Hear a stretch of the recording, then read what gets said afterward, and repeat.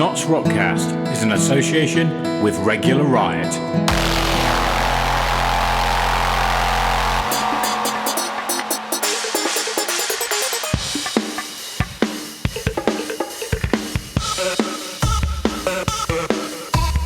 Welcome to NottsRockCast, the Notts Alternative Scene podcast.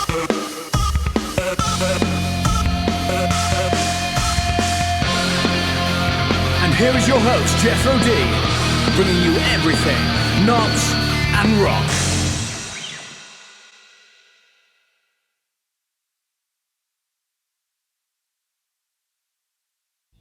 Welcome back, Notts Rockers. This is NRC-007 over YouTube.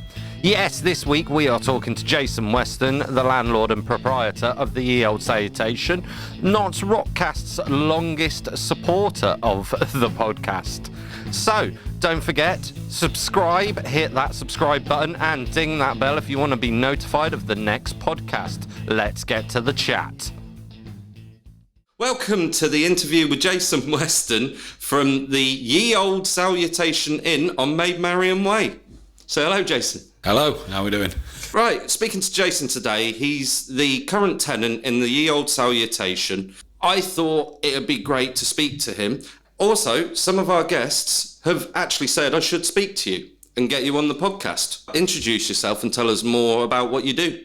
So I'm Jason Weston. I'm the current tenant operator of the Salutation Inn in Nottingham. It's a live music venue. It's one of the oldest pubs probably in the UK. It's got a lot of history. It's it's around 778 years old. It's got its own caves. We do real ale. Actually, really good real ale now. Amazing. I'm drinking it all the time when I'm in here. Yeah, we've spent a lot of time updating the cellar, renovating the cellar, redecorating the cellar, gutting it, cleaning it. We maintain the lines as best we possibly can, and we've got a reasonably good range of ales, and we occasionally have guest beers that are in. We've got regularly 7 beers on, sometimes up to about 9. Personally, I love drinking the Harvest Pale. I know it's a very easy beer, but as you've seen, the amount I drink in this place sometimes, I think I get a bit more for my money if I drink something less in alcohol percentage. Well, yeah, I mean, Harvest Pale, strangely enough, it is our best-selling beer, and that includes everything on draft. It outsells the lagers. It is our best-selling beer, yes. Honestly, that has just shocked me. I would have thought a lager like Foster's would have been the best-selling beer. Before the current change, because obviously we added Foster's and we've added various other beers to our draft range, Carlin was slightly more than the Harvest Pale. Oh. Obviously, now that we do both Carlin and Foster's, it's kind of split the lager sales. We also do Hop House. We do Heineken. There's a bigger range of lagers available. Yes. So that has obviously taken away just having a limited amount of lagers. So because Harvest was a very close second anyway, and its sales haven't dropped, it's therefore now the bestseller. Oh, cool. That's really interesting. I know from working in pubs and stuff, I'd always order in more lager, as I said, because that would just outsell everything. But to be honest, it's really nice to hear real ale making a bit more of an impression.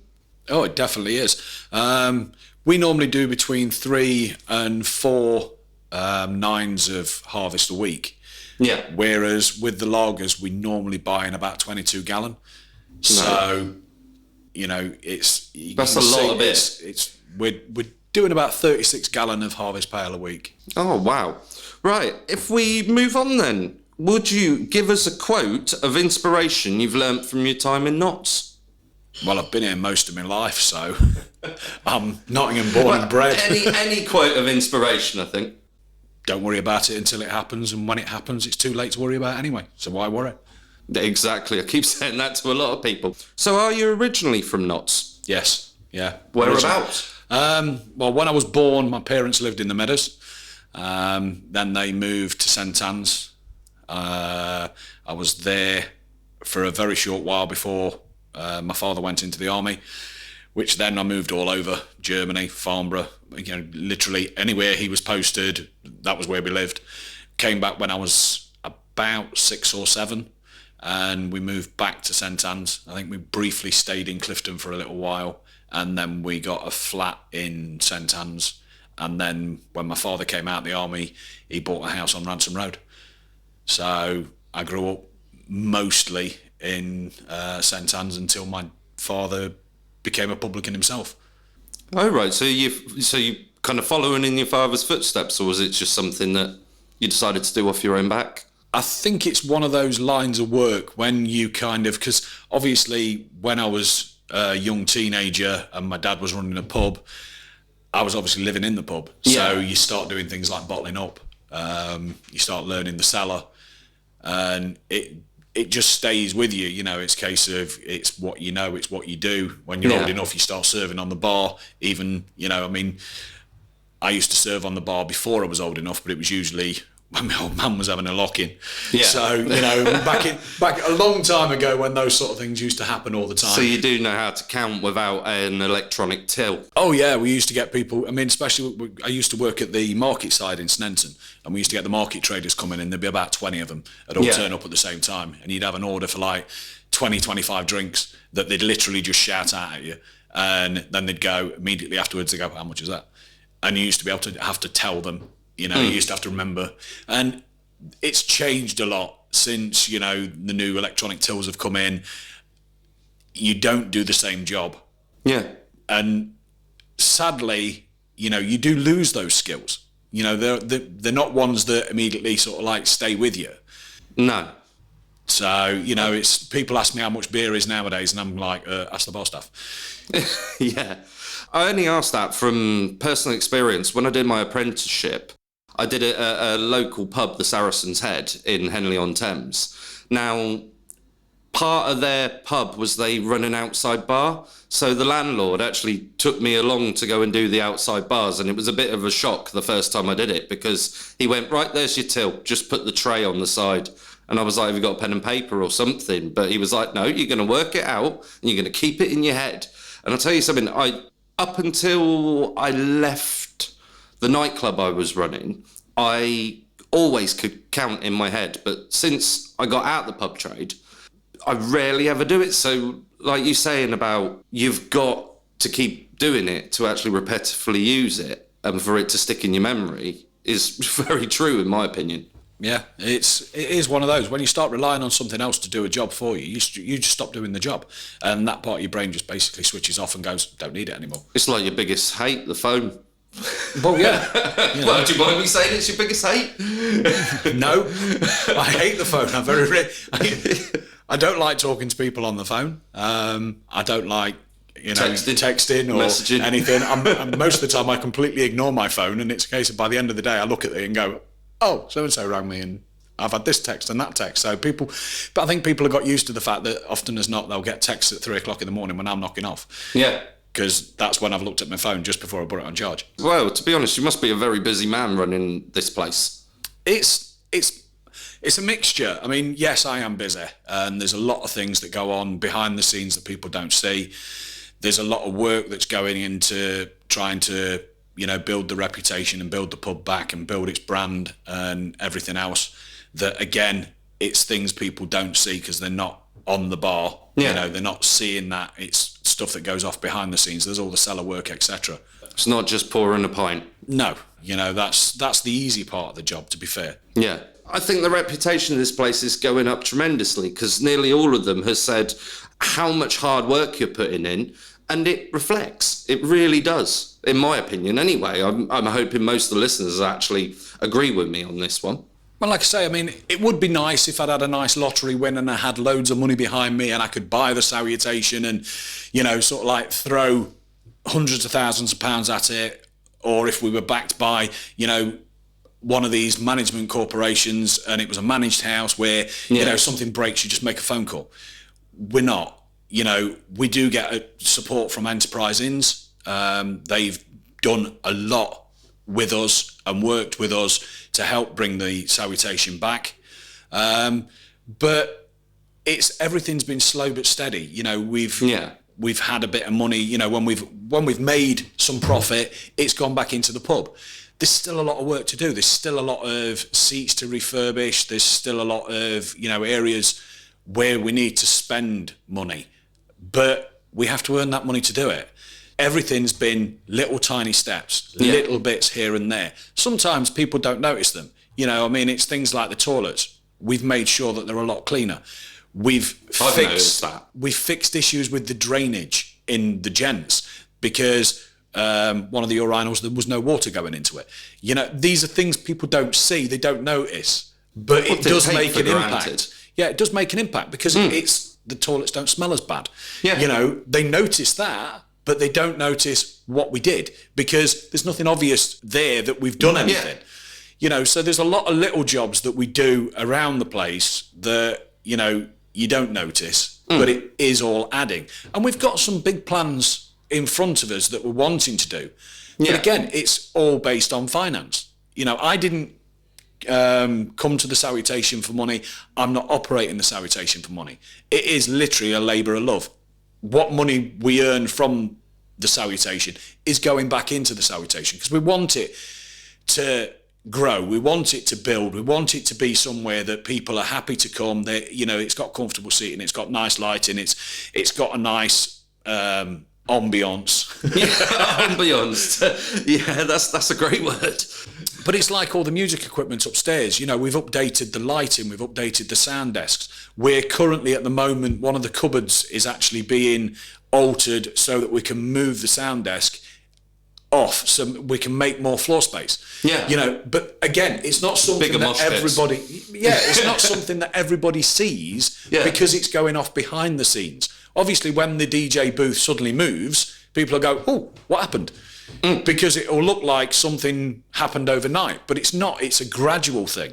You know, Martin, our sound engineer, who does a fantastic job.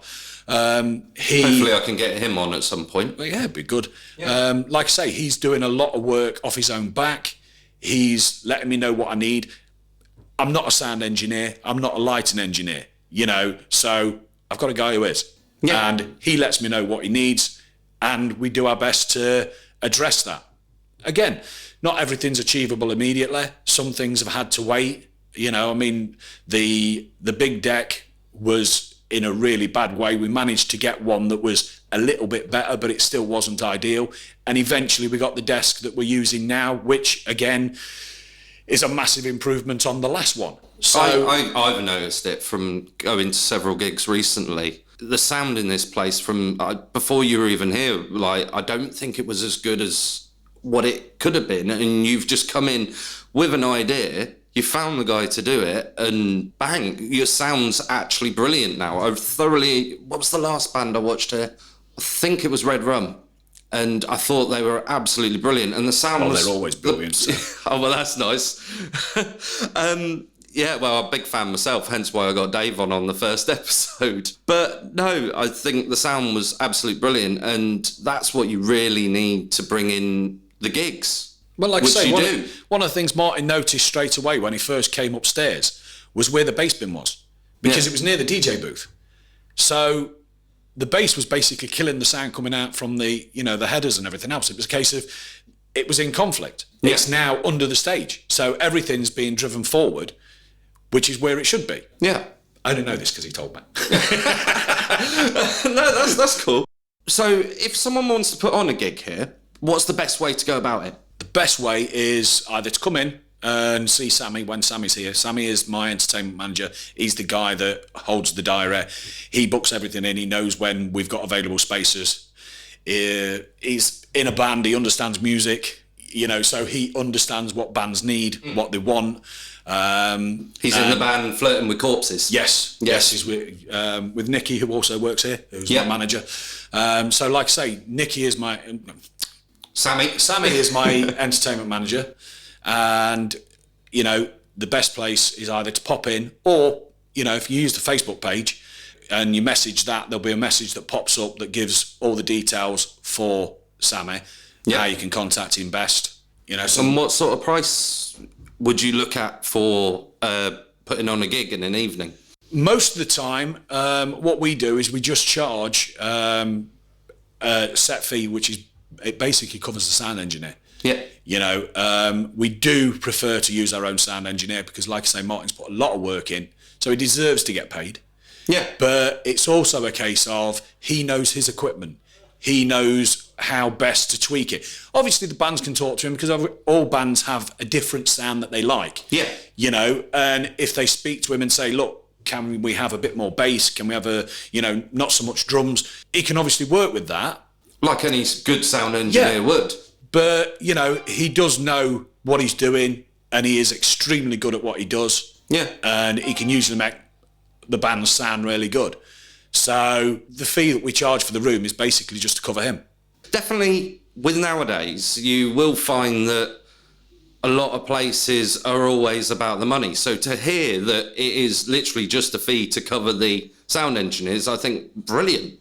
Well, like I said, it's not about money. It's about the salutation. It's about live music. It's about the rock scene. It's about the alternative scene. Yeah. You know, it's about the people that use this pub. At the end of the day, you know, I can tell people all the time I'm not here for money, but people don't understand that, man, nowadays. You know, everything's driven by money. But at the end of the day, if in 20 years, if I walk away from here, if I've done everything right, I'm going to have a pub that is absolutely, you know, at the top. Yeah. And when I walk away, I'll gain the benefit then. So if I have got any, incentive towards finance, it's not now. You know, No. It would be when I leave. You know, but it was never about the money. It was about the place. It was about the people. It was about the staff. So I'm guessing you used to drink here when you were a lot younger then. Well, I've been drinking here since I was about 16. But, I think we've all got one of them stories, to be honest. Times were different. At the end of the day, as long as you Yeah. behaved yourself, you know, I mean, you didn't have council sort of sending, you know, mystery drinkers in and all the rest of it. You know, it's a case of, it was a different time. And as long as you behaved yourself, and like I say, I grew up in the pub trade, so Yeah. I knew how to behave in a pub. Yeah. You know, so you could come to a pub, they'd go, yeah, well, behave yourself. You know, they certainly wouldn't let you have multiples of, If you know. not, you get a clout off the policeman, and Very- then when you got home, you get a clout off your dad as well. Yeah, you very rarely were allowed to drink top shelf. Yeah. You know, they'd allow you a couple of beers and then it'd be like, yeah, time for you to go. Yeah. And you'd be on your way. But it wasn't as stringent as it is nowadays. And I mean, I can understand the reasons for it. I mean, society's changed so much.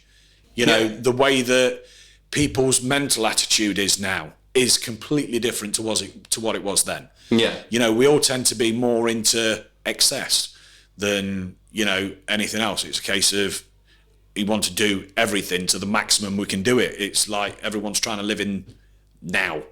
Yeah, and trying to escape a lot of the time, I think, as well, is a big key factor to them living in excess. Yeah, I think, to be honest, I think it's a case of, with the jobs that we have, with how secluded our lives have become, it's almost escapism. You know, we're not really that content with our lives anymore. We haven't got the friend network that we had back then. You know, we're not as, although we've got all this social media, we're not as social as we used to be. Well, it's something that I've said a few times, is that you may be surrounded on Facebook, but you're always alone. And I think a lot of people feel like that even when they go out and they associate with people. And I think that's why we've got so much, you know, of the mental conditions that are around now and people needing a lot of support. It's one of the things that pubs are about. It's about interaction. It's about socialising. That's what I was going to say to you, as well as like just running a pub and running gigs and stuff. You put on so many social events here, like groups and because I think some pagans meet here, the University Rock Society. Yeah, we've got various clubs that use the salutation. We've got a poker night that goes off. We're looking at possibly starting a dart team and pool team. We've also got, you know, various groups. Again, it's a case of the pub is more than just somewhere you go to get drunk. Exactly. You know, if you talk to old people and they'll talk about how they met their husband in such and such a pub, X amount of years ago, how they got proposed to in that pub, and the memories are associated with that building. And that's what it's about. It's about being social. It's about meeting people. It's about interaction. It's about having somewhere you can go where you're safe, you can enjoy yourself. Yes. You know, and you can have a good time. And that's what we're trying to do with the Salutation. That's one thing that I'll definitely say. Since the first time I think I came in here, I always felt safe in this place, and it's got safer and safer. And I think that is an absolute credit to what the word pub actually means, which is public house. It's the same as the word landlord. Well, yeah. That goes back to ancient times. Do you want to go into that a bit more then? Well, basically, all land used to be owned by your feudal lords. So commoners didn't own land. The only exception was if you'd done some great service to the crown, and you would be granted land. The proviso was you built an inn on that land and you became a landlord. So you weren't a titled lord, you were a landlord. Oh. And it's the reason a landlord can still, to this day, just turn around to someone and go, not serving you, get out. Yeah. And they do not have to give a reason as to why they're rejecting you from their pub. Yeah. They can do if they want to, but they don't have to. But yeah, that's where the word landlord comes from. Do you know what? I didn't actually know that. So I think I've learned something today as well, which is brilliant. Just touching on something else as well is the caves here. I spoke to someone this morning when I told them about I was interviewing you, and the first thing the person said was, oh, well, they don't do tours down there anymore. We take people down there all the time. I know that there's various venues around Nottingham that have stopped doing cave tours. Obviously, health and safety has become a big key. So a lot of caves, their access is very limited, and basically health and safety's turned around and gone, we're not happy for you to use those caves. Again, it's another area we've done a lot of work. We've made sure that we've got new handrails down there. We've added extra lighting to give us better access, but we're always happy to take people down there if staff is available to do so. Yes. Obviously, running a pub on a busy night, we can't just take people, tours down there on a Saturday night when it's something like Wildside or Hex, which are big nights for us because we don't have the staff. It's too busy and, it's not ideal. But during the day, if the staff are available, on the quieter evenings during the week, again, if the staff are available, we're always happy to take people down the caves. We don't charge for taking people down the caves. It's an added part of what the Salutation's about. But it's it would be part of nice its if they history. bought a drink, I'm guessing. Well, yeah, it's always nice when people, stop and have a drink. We do have a donation bucket at the top of the caves, which again is for, keeping up the maintenance, because we go through a lot of light bulbs in the caves. I can believe that. I mean, the caves themselves were originally dug out around 400. They were extended around 800 by the Saxons. They used it as a Saxon grain store. There's a natural well down there, one of the few in Nottingham that hasn't become contaminated because there was a big flood sometime around the Victorian times, which most of the wells that were in Nottingham at the time became polluted with debris. Because and from the cesspits. the roads and everything weren't exactly that hygienic. So you get that going down a well, it poisons the well. Ours is actually part of Nottingham's water table. It has to be checked every 6 weeks by environmental health, which is always amusing when you see someone that's just bought a beer at the bar. They turn around and there's a guy with environmental health on his shirt. They kind of look at the beer as if, what have I just drunk? But they are literally just here to check the water, make sure it's still clean, it hasn't become contaminated. Yeah. But going back to the Saxons, if they had access to that well at the time, you can guarantee that they were brewing beer here around 800. Yeah. It's then been used by the tanners. Most of the caves around Nottingham at some point have been used by the tanners. Yeah. It was a big industry in Nottingham. It's also got a bit of a criminal history as well. But then most of the caves were also used for, smuggling and things like that. So it's had an interesting history. The butcher, the royal butcher that used to work at Nottingham Castle used to use the caves for storing meat. Yeah. So, but we're always happy to take people down, tell them what we know of the caves. If anybody's got any other knowledge of the caves that they might have stumbled upon. We're always happy to sort of like, learn it, include it, so that we can give people the best experience when they come to the pub. And the caves are part of that. So there is certainly no restrictions on us giving people access to the caves. But again, it's not the 1980s when you used to be able to sign a book, take yourself down there. You've got to be taken down there by a member of staff. Yes. It's part of the health and safety that we now have to deal with. So that member of staff has to be available and be able to give that time. And they do that freely and happily when they're available. So it's only about availability. It's certainly not about us not doing cave tours. Yeah, exactly. If you don't mind me mentioning, I actually haven't said it fully on the podcast yet. Jay has done a really nice thing for NottsRockCast, and he said that I can use the snug, which we're in at the moment. Unfortunately, I've got a cold today. Was hoping to do the podcast in the caves. But he's also said about me being able to do the podcast here in the Salutation. So if there's any guests out there that can't make it to Baseford, I'm willing to come into the centre of town and meet you in the Salutation, and we can do the podcast here like we're doing today. Yeah, more than welcome. We're always happy for anybody to do anything. I mean, it's like we get bands asking if they can use the upstairs for, doing music videos. They've used the caves for music videos. We're always happy to help wherever we can. Yeah. Obviously it's, we are running a business and there are certain restrictions, but we're always happy to help anybody, especially if it's music orientated and or alternative. We're always happy to discuss it. Yeah. Well, I think that's absolutely brilliant. And in return, you will see actually the sponsorship signs go up for the Salutation. I'll be talking about the gigs each week that are going on here and just give as much information as they give me. And it will all go on the podcast every 2 weeks. And we appreciate that. Any form of advertising for the Salutation that's going to help us grow is obviously beneficial, because at the end of the day, we are a pub.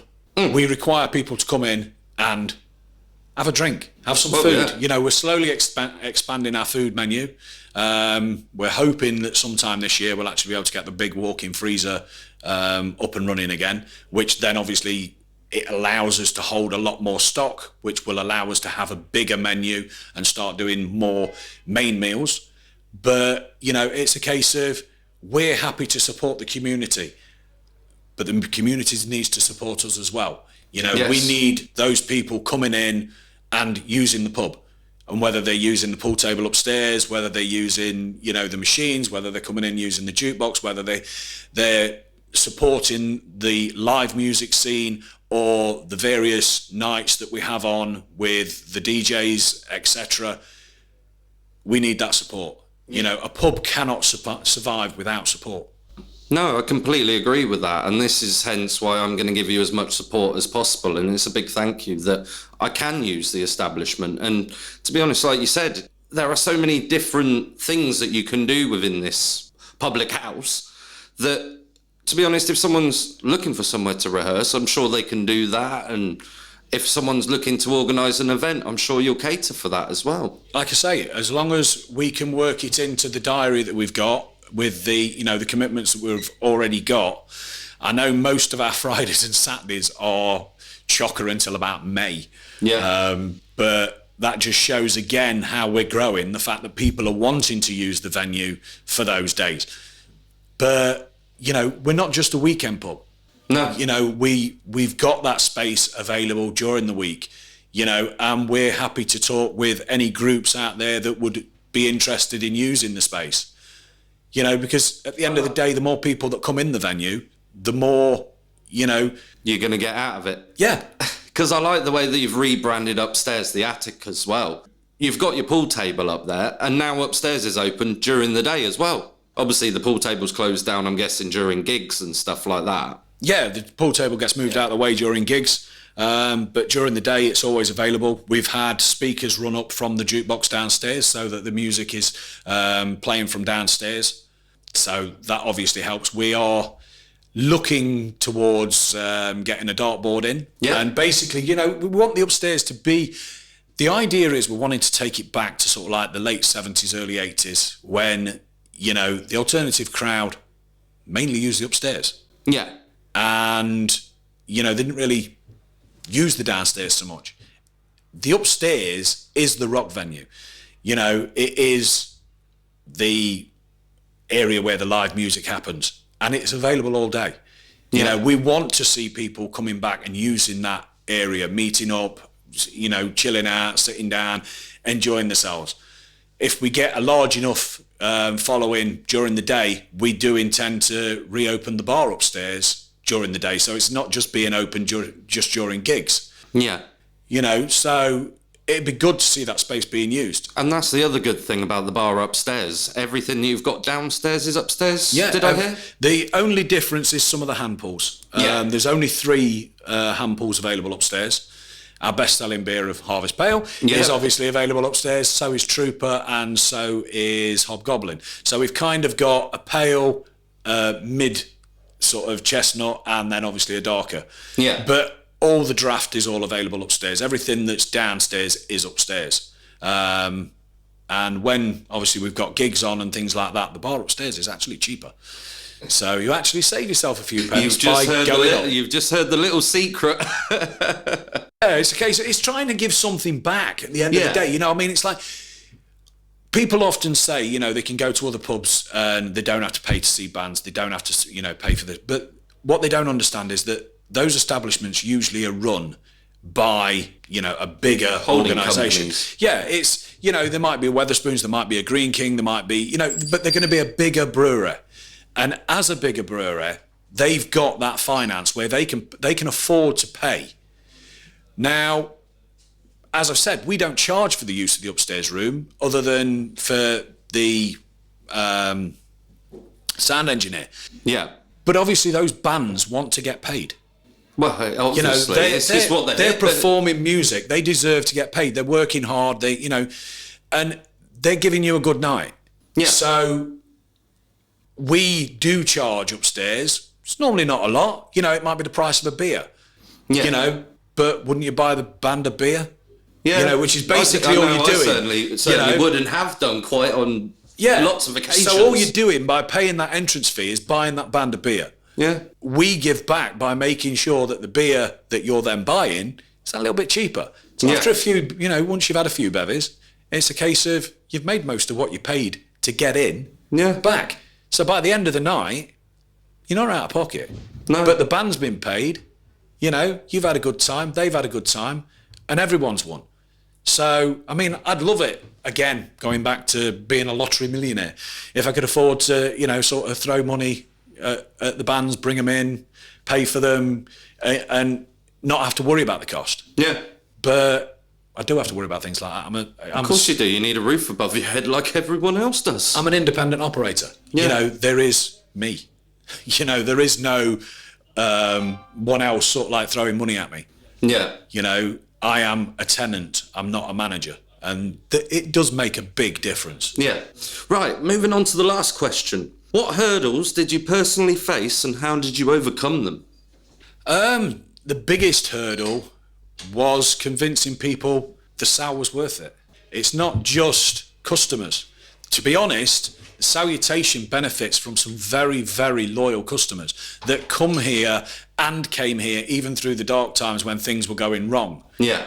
And still came back, and the ones that did go away, most of them stopped using the pub because they didn't like to see what was happening to a pub that they loved. And as soon as they realised that someone who cared, that was willing to try and put some effort back into the pub, they came back. So we've got a very, very loyal group of, core group of customers that it's more like a family. I know a lot of pubs. Yeah, we are a local. I think that is the biggest thing when people say they go into their local. I live in Baseford. It's 5 miles away from the centre of town, give or take, or 2 or 3 miles. Yeah. But I still call this my local. Yeah, but that's... I won't lie to you. I also call the tap my local because I'm in and out of both all the time. But that's how it's always been. It's like a lot of people seem to think that there's a big competition. Obviously, there's competition. We all want to earn money. We all want to make the most money. But there's not... We don't have a rivalry. There's not any sort of like animosity towards the tap. At the end of the day, the tap and the sow, it's the same crowd. You know, a lot of the time we've worked together in the past. Yeah. You know, to offer the most to the alternative scene. At the end of the day, if we've got a big glam night on, where do the metalheads go? Yeah. You know, so exactly. There's plenty of us to sort of like be around. But as I say, the thing is, we're not just a rock pub. We're also a very historic pub. Yeah. You know, we're a family pub. You know, we welcome children, we welcome pets.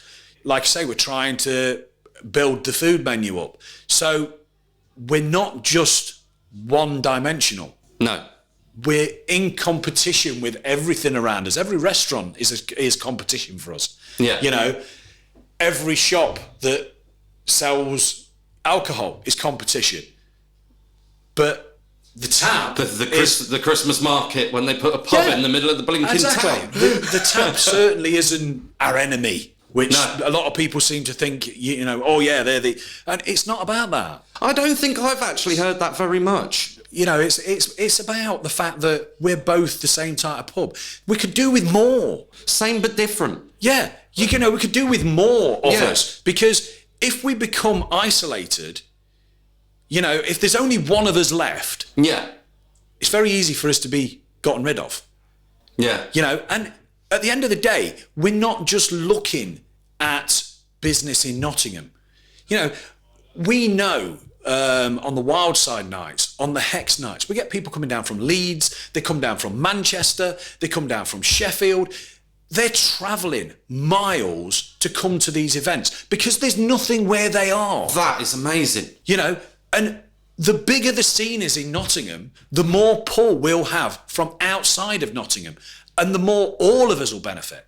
So what we need to do is have that really, you know, sort of like happening, banging, brilliant scene in Nottingham to draw in everywhere else that hasn't got anything.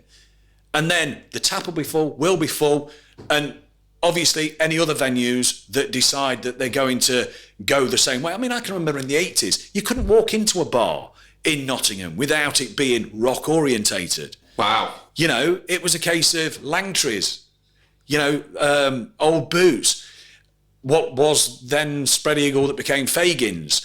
Yeah. You know, the Tap, the South. There was loads of them. Coach and Horses, the one that's gone, that's now a bank. Oh, right. They all had rock events on. You know, it was a massive scene. Yeah.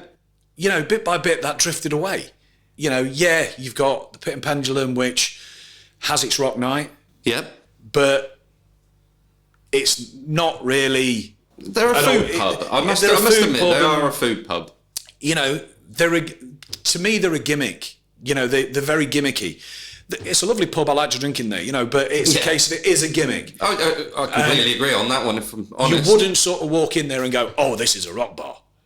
The Tap is a rock bar. This is a rock bar. Yeah. You know, like I say, we're other things as well, but we're most definitely rock bars. Yeah. You know, you've got Foreman's, fantastic bar, but it's very small. You know, it's more, you know, I mean, it's a punk bar. You know, so it depends whether that's the scene you're into. I was when I was younger. Yeah. You know, so I enjoy going up there. But there's not that many that you could actually turn around and go, that is a rock bar. Yeah. And we don't want to lose that. You know, we want to build on that, and we want to build that scene up. Yeah. You know, so... Sorry about that. I'm actually suffering from a cold. Right, we're going to bring this half of the podcast to a close. We're going to have a break and then come back to you. Okay. Right, ladies and gentlemen, this is the part where we usually play local band music, but you will still have to listen on your favourite podcast player if you want to hear the music. It's not on YouTube. Right, welcome back to the second half of the interview. This is the Not Some Rock section. We are here with Jason Weston from Ye Olde Salutation Inn on May Marian Way. Let's get started. What do you love and enjoy about living in Notts? Well, it's a bit the same as any big city. You know, there's a lot on offer for everybody. You know, I mean, me personally, I'm very much alternative rock sort of like orientated, and there's various bars that I can go to and enjoy myself. I don't tend to do so much at the Sal anymore with the fact that I run it, because I don't seem to feel that comfortable letting my hair down. It's a big thing, especially with people that work in bars. They tend to gravitate around the bar that they're working in, and sometimes it can be a bit of a downfall. So the fact that you're getting out and going to other places, I think, is an absolute brilliant idea. Well, like I say, it's one of those things. I mean, it's a case of when you live and work in a particular place, as much as you love it, you kind of hate it as well, because you kind of, you want to get away. Ball and chain. Yeah. But like I say, that's not to say that I don't love being here and I don't love what I'm doing. It's just a case of every now and again, I just want to let myself go and sort of just be a nobody, I suppose. I mean, I managed to get 2 days away whilst we were having the cellar refurbed last year, and we went to Whitby. And I even ran into people that drank in the pub there. So it's like, I'm contemplating having my next holiday on the moon. It's funny you say that. Last year at Bloodstock, because you got the new T-shirts, hoodies and hats, I saw people walking around Bloodstock, loads of the T-shirts, and I didn't even recognise them. I was like, do you drink in the Sal? Not everyone that's got a T-shirt does. A lot of people have been giving them as gifts. I've actually posted some off to New Zealand and America and places like that. Really? So, yeah. Oh, that's really good. And we are hoping that once the website that we're having built at the moment actually goes live and it's sorted, that we will have like a shop on the website, so that you'll actually be able to purchase merchandise direct. Yeah, because that's online. another thing. That's another thing that I wanted to do with the podcast, is not so much inform people that are in Notts, which I want to, obviously, for people who used to live here and want to find out about it. So it's me getting out there and talking to people and keeping people informed that don't live here anymore. This is the problem. It's also a case of what you've got to think about is people's lifestyles change. You know, they might still live in Notts. They might not be going out as much. They might have kids. They might have work commitments, which obviously means that they can't live the life that they maybe used to and maybe still want to, but because of commitments, they just can't do that. And obviously things like the podcast and, our Facebook page, it keeps them sort of in the loop, so they can still see what's happening in, a pub that they like to drink in and the scene that they like to be part of. Yes. So that they don't feel completely, sort of out of it and away and whatever. So it's always good whenever you can get information out to people.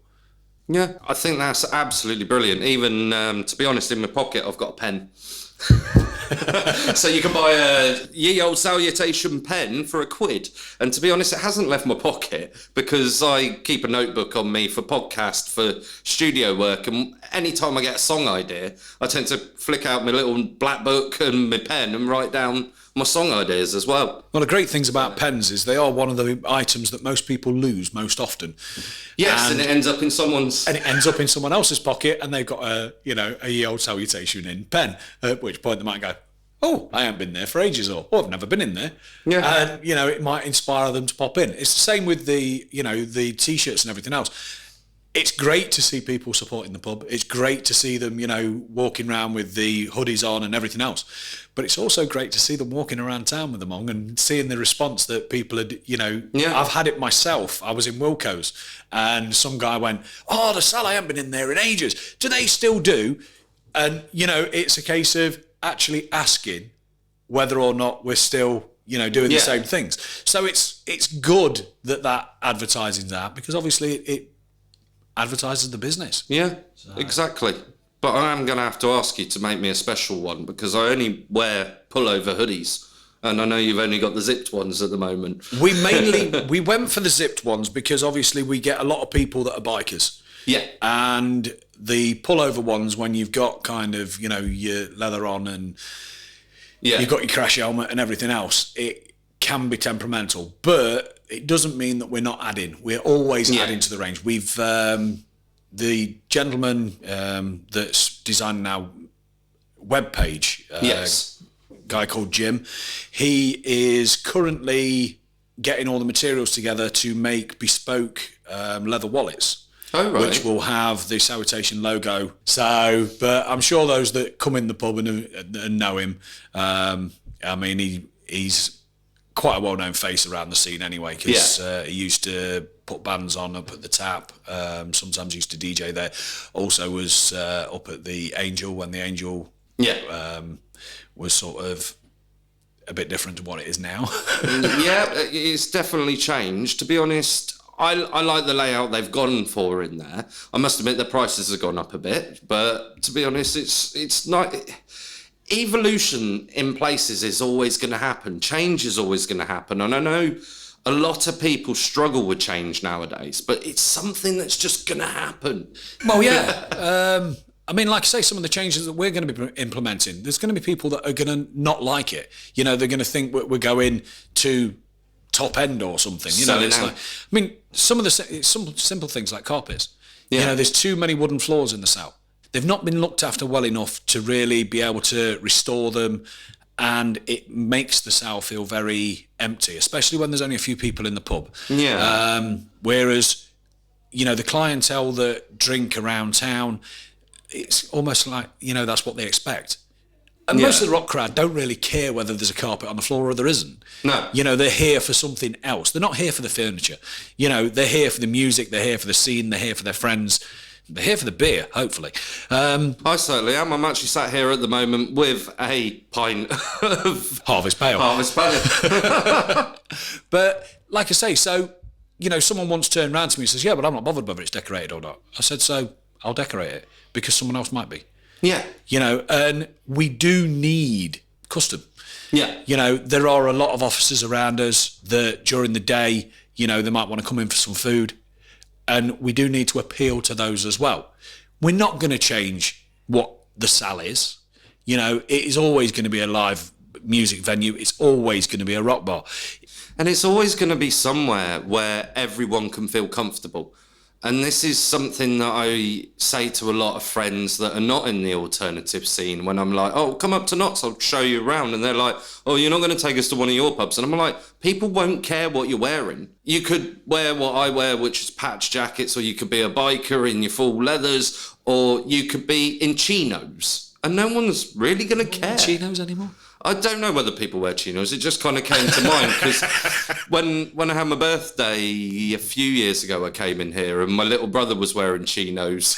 And he came out with us and he felt all right, but he did want to shoot off to one of the big nightclubs, seeing as he hadn't been to a city that often. But like I say, the thing is, we can make small changes. I mean, carpets are they're just a floor covering at the end of the day. They're nothing big. But you'd be surprised how many of the regular people feel more comfortable in a pub that's got carpet. You know, and to be honest, it does help keep it warmer. It, you know, dulls down some of the sound so that, you know, you don't feel like you're being drowned out with sound all the time. Yeah. You know. Is this room getting carpeted as well then? Yeah. Cromwell Snug. Yeah, the Cromwell Snug. Yeah. Yeah, we're hoping to start in the Charles and deal with that room because some of the furniture in there is seriously dilapidated. Yeah. You know, we know it is. You know, I mean, we're not hiding anything. You know, it's a case of, but again, we can't do everything at once. No. So we're going to start with the Charles and get that one, new tables, new seating, and we're going to carpet the floor in there. Yeah. Other than that, there's not going to be really that much change. We can't change that much. You know, it's grade 2 listed. So we struggle to even put a nail on the wall. It is a very old pub. Yes. But again, Cromwell itself, although the benches look very nice, after sitting on them for about half an hour, your bum tends to go a bit numb. Yeah. You know, so we're looking at options where we can possibly get seat pads for them, you know, to make them a little bit more comfortable.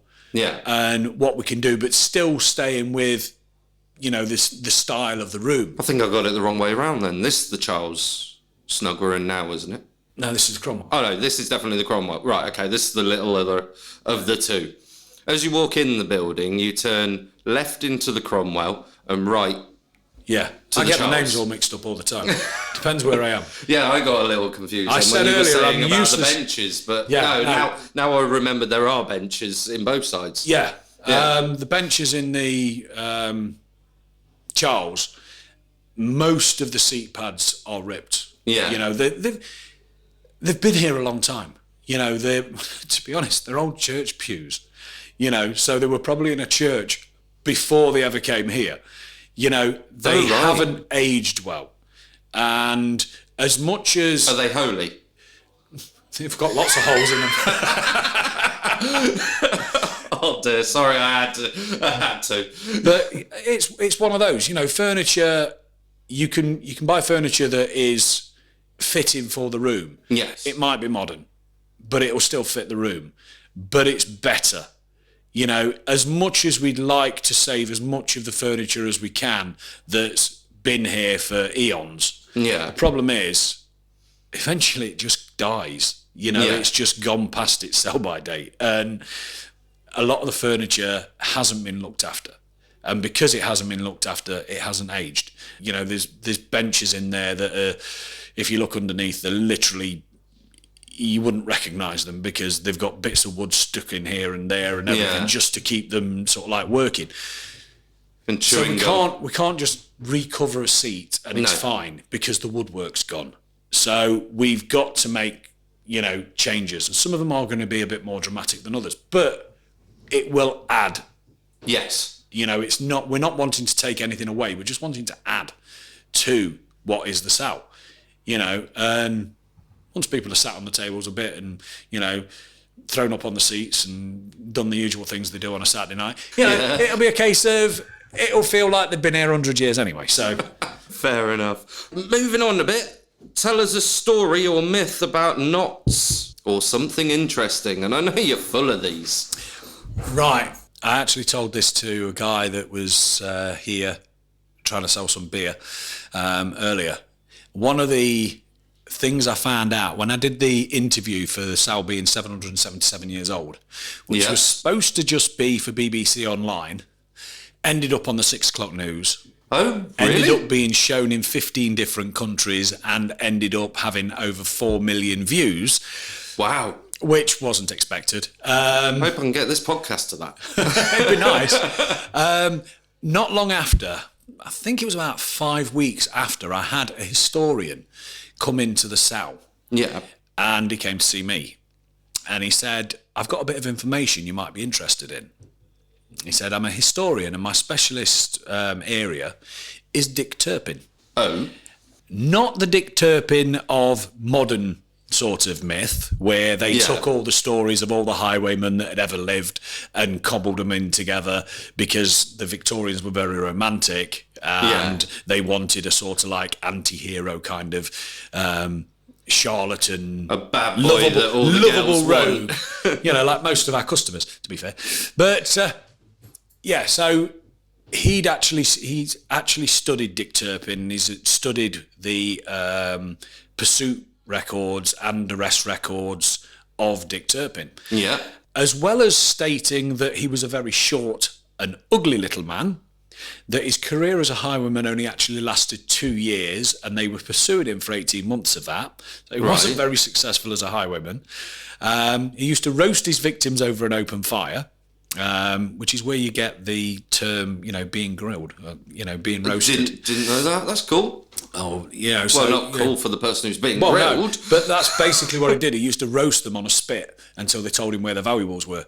But apparently, in these records, there is a statement that states that he was almost arrested in the caves beneath the Salutation Inn in Nottingham. So the real Dick Turpin has actually been in the Salutation. There you go. You've just heard it. There is actual proof. Yeah. Loads of places claim it. Yeah. I've been quite a few places around the country, and a lot of places claim it, but have they got the proof to back it up? Well, especially if you go up to York. Well, in York, if a pub's been up more than 6 months, they claim he was in there. So, or they claim Guy Fawkes. yeah. I saw that one when we were visiting the cathedral. Yeah. So, But yeah, so apparently, according to those records, he was actually in the Salutation. that's brilliant. Do you think you were going to get a copy up on the wall or something? It'd be nice. Yeah, I think that'd be... It'd be nice if we could actually get a copy of it. But, you know, I mean, they are I suppose, criminal records. So, I mean, I know they're Well, ancient, I'm sure but statute of limitations. I would have thought so. I don't think anyone can really complain about it. So, but yeah, like I say, the guy just popped in out of the blue and said, "Oh, I thought I'd pass you this information on. I saw your interview on the news," and it was a case of, "Oh, okay." And what did this guy drink? Not Dick Turpin. I can't remember. To be honest, I can't remember. Right. What is your most favourite part of Notts or Nottinghamshire? I mean, other than the South. Well, yeah, other than the South. To be honest, Collick Woods, which that just goes back to me being a kid. It was the place we used to go up to and muck about, and it's got a lot of really good memories. Is that the bit near the racecourse? Yeah. Yeah, because they've got the St John's Church there? Yeah, there's that, Yeah. and then the actual woods that lead up to sort of like Sneinton. So we used to sort of like hang around in the whole of that area, building dens, doing whatever kids did back then. But like I say, it's just it's a nice place. It's one of them places whenever I've got something that I'm working through or I'm having problems with, I tend to take a drive up to Collick and just have a walk through the woods, and usually, either the answer will come to me or at least I'll feel better by the time I've been there. But it's just sort of like reliving, my childhood. We used to go camping up there a lot, so, a lot of fun memories. Yeah, there's somewhere to ground yourself. I think a lot of people have got that one special place that they can ground themselves, and then everything becomes clearer. Yeah.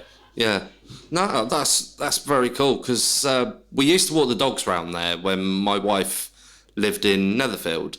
As I said about the church, and used to walk through the little bits of woods which has the streamage running through as well. Yeah. Is that swamp. still Collick? The swamp. Okay, it's a swamp. I must admit, I was trying to make it a bit more glamorous. I thought it was glamorous. It's basically a swamp.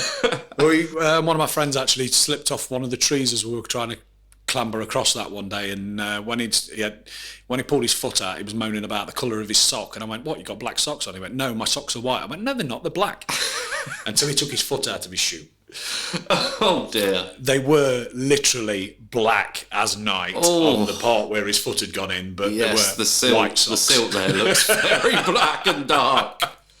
Right, what is your most treasured musical object? Well, I'm not that musical myself. I always say I could probably play a mean triangle, but I'm probably lying about that, to be fair. I've got the rhythm of a brick, I think. But I do have upstairs a Jack Daniels guitar, which we went to the EI Live, and they were running a competition. Yeah. Where you could win it, and me and Nicky managed to secure the guitar. So eventually it will be hung in the pub somewhere, but we haven't worked out where we're putting it yet. Glass case, or I'm going to have it off the wall. You have shown me that guitar. It is beautiful, and I'm a big fan of Jack Daniels. Well, as you know, I'm a big fan of Jack Daniels. Oh yeah.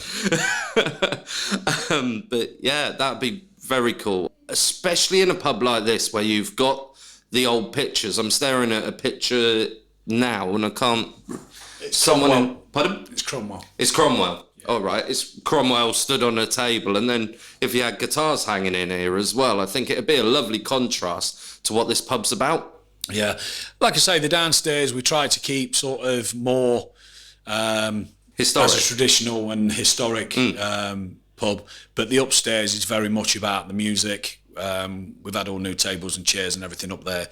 There's been a lot of, like I say, time and money spent on it. The rebranding was to try and make that separation from what is the pub and what is the venue. Yeah. So we're always, looking for things that we can decorate the upstairs with, just to make it feel more like a music venue. And like I say, the guitar is one of them. It's a case of, get it sorted, get it put up. Yeah. I think we've got a hoop from the drums of Machine Head on the wall up there. Oh, which is it up there now? Yeah, I've missed that one completely. Yeah, think I'm not absolutely certain. I think it was donated by Craig Sharp-Weir that used to run the tap. Oh right, yes. When he was doing yes, stuff because up he there. had lots. but I could be mistaken because it might have been given to us by someone else. So if it is, I apologise. Well, when I get around to speaking to Craig, hopefully I'll remember this and I'll ask him. Yeah. So I will. Craig has said he'll come on the podcast as well, which is nice. Yeah. Yeah, he's a nice guy. He's still very much involved in the Salutation. He does all our online stuff. So because he now runs the Cask Bar in Loughborough. Lugabaruga, yeah. He's he's out there. But I don't get out to see him as often as I do. But I do see him every Monday because every Monday he comes in and we go through what I need to advertise for the pub. Like I say, he's still part of the pub.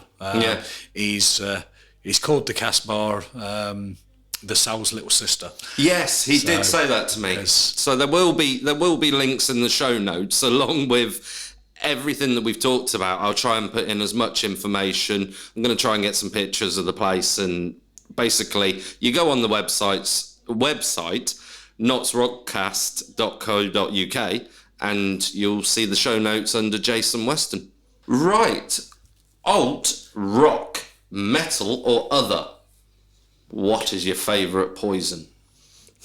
Rock. And what got you into it? Well, my dad was a big fan of Black Sabbath and sort of bands like that, like Rainbow and people like that. Yeah.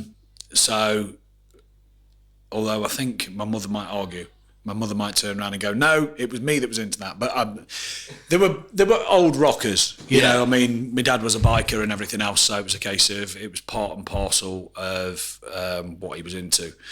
But my main influence that really got me into rock, metal, everything is one particular person that I went to school with, and basically we used to vacate the school on afternoons and go back to his place and listen to albums.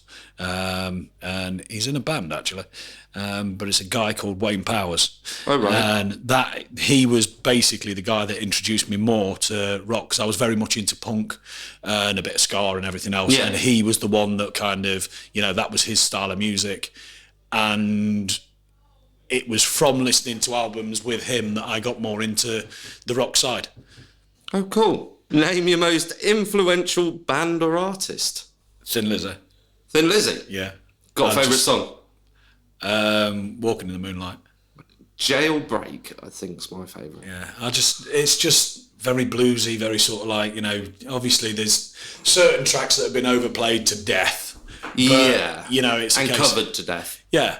But it was just, at the same time as being energetic, it's also melodic. It's kind of, that's what I like about that earlier bands is, like you said, it's very bluesy as well. People seem to forget that rock stemmed from blues. Yeah. And it has such a big influence on rock, and then obviously rock had influence on metal, and then it just kept trickling down into all the subgenres. But definitely Thin Lizzy are an amazing band. Well, were. I don't know. No, I think were is the, it was definitely the times of Phil Lynott that it was a case of were the era that I was more interested in. Cool. Name one thing you're excited about in the upcoming 6 months. Do you just want one or two?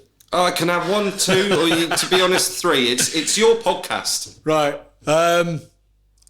Towards the end of this month, I don't think we've actually decided on, well, I think we might have decided on a date. The month of January 2019. Yes. We're actually starting in a tabletop auction on a Monday. Tabletop auction? Yeah. What's that involve? Basically, if you've got anything you want to sell, bring it along and let us know how much you want as a minimum bid. Okay. Come along in the evening, bid on some stuff that other people have brought, as long as it's not a massive item that you can't get into the pub. Yeah. We don't want any sofas and fridges and things like that. You can stick them on eBay. But basically, it's a case of from 12 till 5, we're going to be doing, sort of taking the lots. So people can drop things in. From 5 till 7, there's viewing. So you'll be able to come in and have a look, see if there's anything that you want to maybe put a bid on. Okay. If people have put a reserve on items, then the reserve price will be on the items. Yeah. And then we will, at 7, from sort of like 7 o'clock-ish, we'll start the auction, and hopefully sell all the stuff. So it's a way to make yourself some money if you've got something to sell, Yeah. or save yourself some money if you pick yourself up a few bargains. But no one seems to do it anymore. Pubs used to do auctions all the time, and then we got things like eBay and all the rest of it, and Amazon, places like that, and it stopped. But people have still got cupboards full of crap. Yeah. And the pub's a perfect place to I can think of one person in my head at the moment, and I'm going to get him to listen to this, is my brother-in-law. I think he should definitely listen to this, and he might be able to supply a few things that are slightly different.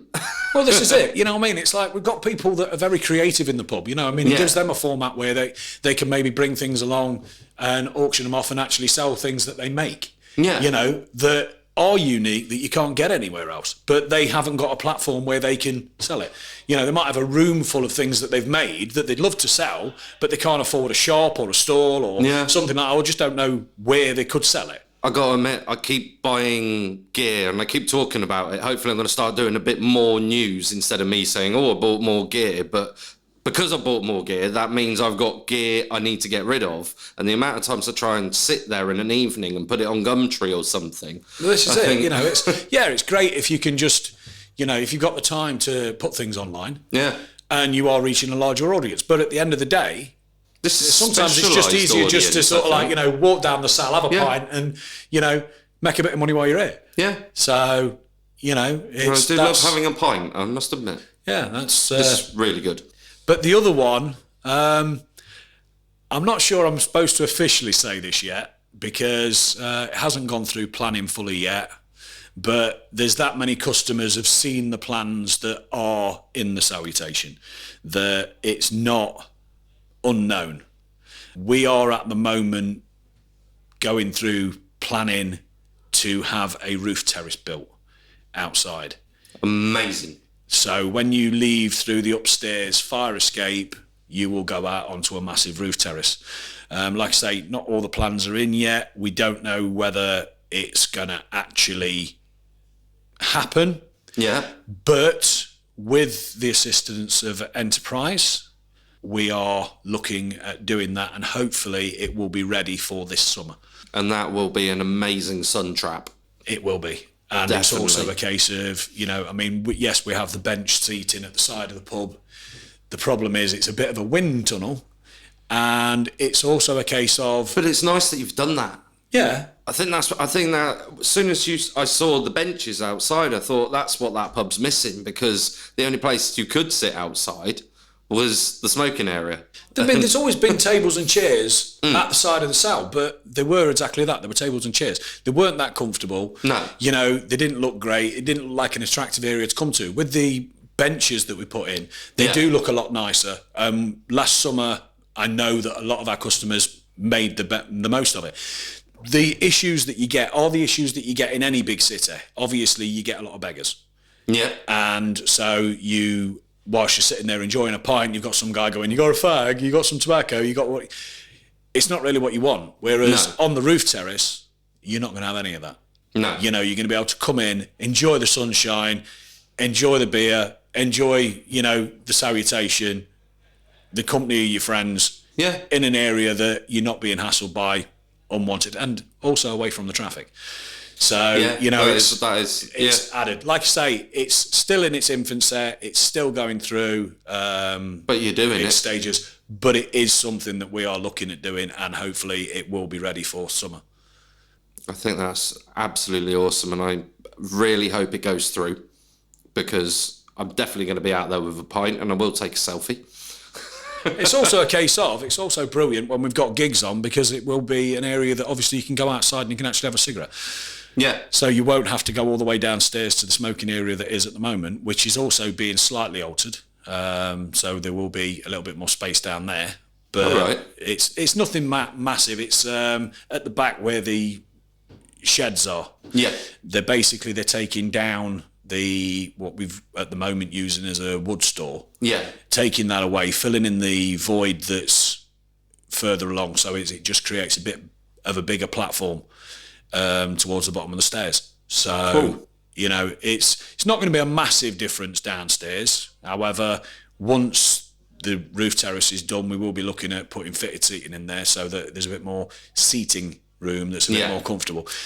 Again, it's all part of a long-term plan. I didn't come to the Sal to be here for a year. I didn't come here to be here for 5 years. I came here to be long-term. I mean, I'll be perfectly happy if they carry me out in a wooden box, but that all depends on the business. I can only be here as long as I can keep covering the bills. As long as I can cover the bills, I'll stay here. Cool. So, and in that time, I intend to invest the money that we make from the Sal in the Sal herself. Yeah. And do you know what? From day one, it has come across very clear that you are someone that's here for the passion and not for the money. Oh, definitely. I mean, I don't There's nothing wrong. I do want to say this before you carry on. I do want to say there's nothing wrong with being in a job for the money, but passion seems to help things go a long way. It's like me with the music. It's like me with this podcast. I don't do this for the money. Well, not yet anyway, but I'm doing it for the passion and the care and the love. And like I said in the first instance of this podcast, I'm doing it because I couldn't find one with ease. Yeah, I mean, like I say, the thing is, money. If somebody walked up to me and went, "Here, here's £1 million," I wouldn't turn around and say, "I don't want your money." I'm sorry. I'd go, "Oh, cheers, thank you very much." But I don't have. I'm not interested in massive sports cars. I think if I won the lottery, other than the things I want to do with the pub, the only thing I'd buy myself is a trike. Because it's about the only thing I want. I'm not bothered about having a fancy car. I'm not bothered about expensive holidays or anything like that. I mean, there are places that I really want to go. Yeah. I mean, my daughter now lives in Malta, and I'd love to be able to get over there and see her as and when I can. Yeah.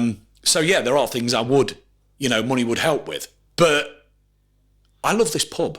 I love the people that drink in this pub, and I have done for a long time. Yeah. So it's a case of I've got the chance to make a difference here.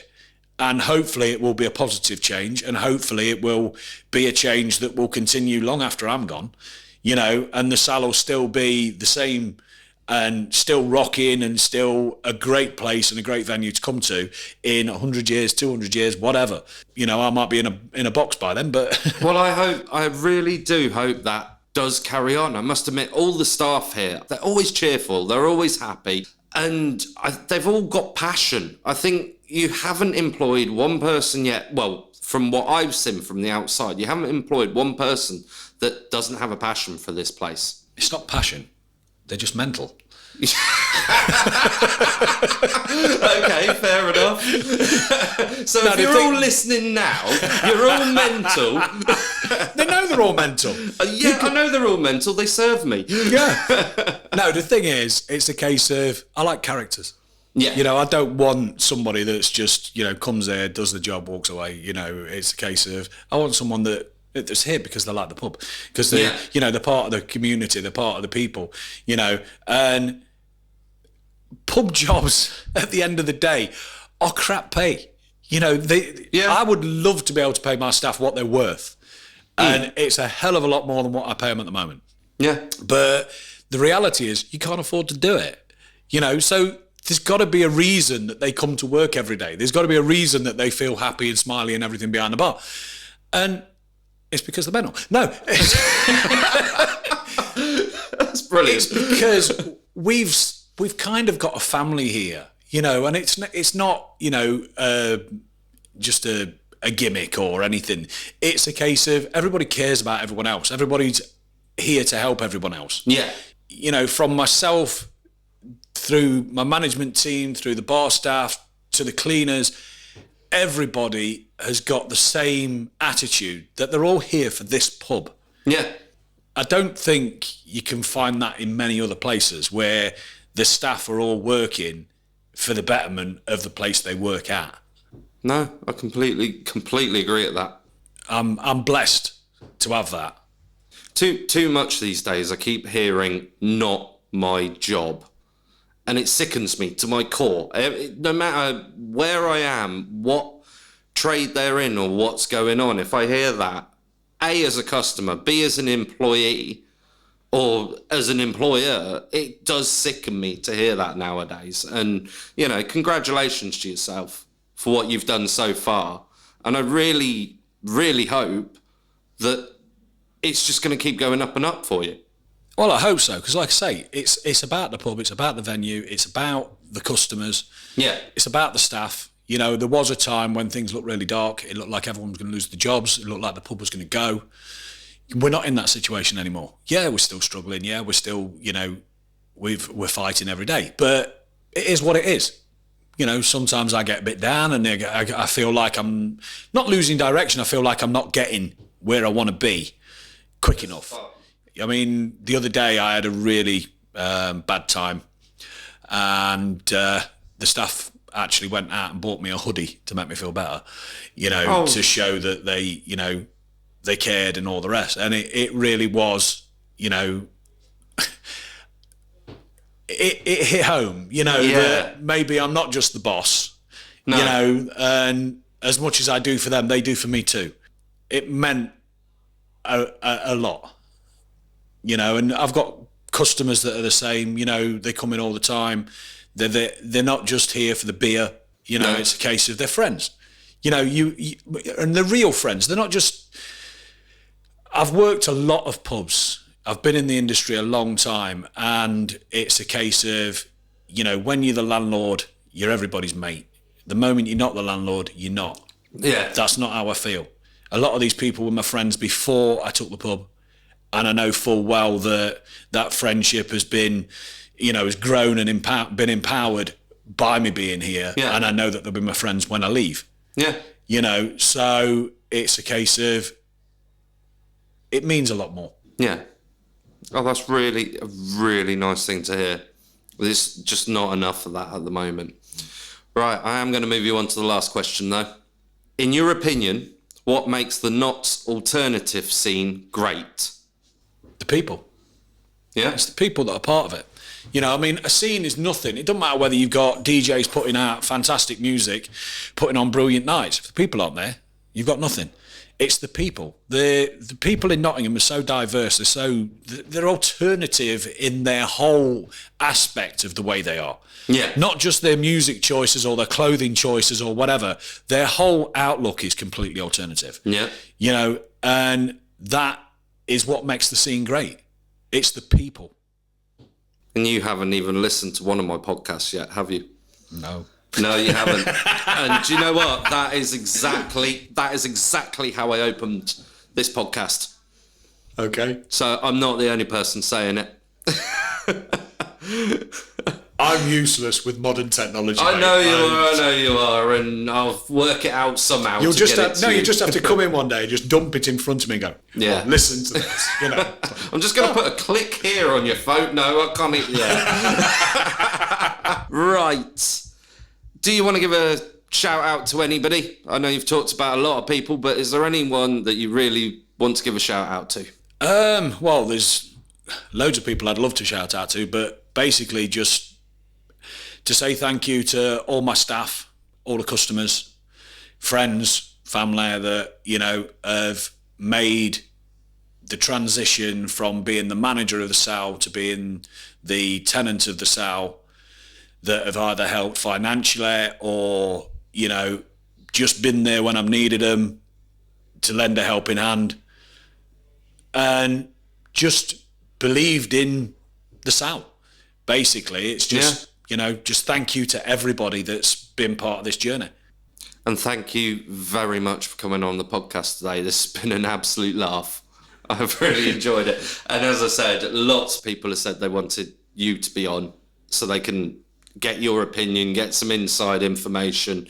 As I said, hopefully we're going to reach everyone in Nottingham. We're going to reach people outside of Nottingham because that's what I'm trying to do. So it's not just the staff that are mental then. It's not the staff, it is also your customers. Okay then, thank you very much. You're welcome, thank you. Thank you very much, Notts Rockers, for listening to NottsRockCast over YouTube. If you would like to check us out on your favourite podcast player, please search NottsRockCast. And don't forget, if you're on social media platforms, give us a like, give us a share. You'll find us at NottsRockCast. Anyway, till next time, keep it Notts, keep it rocks. NottsRockCast is an association with Regular Riot.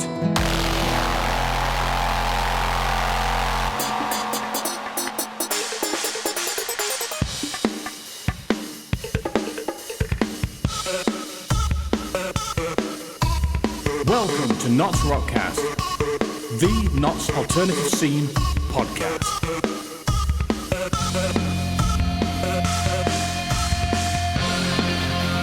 And here is your host, Jethro D, bringing you everything Notts and Rock.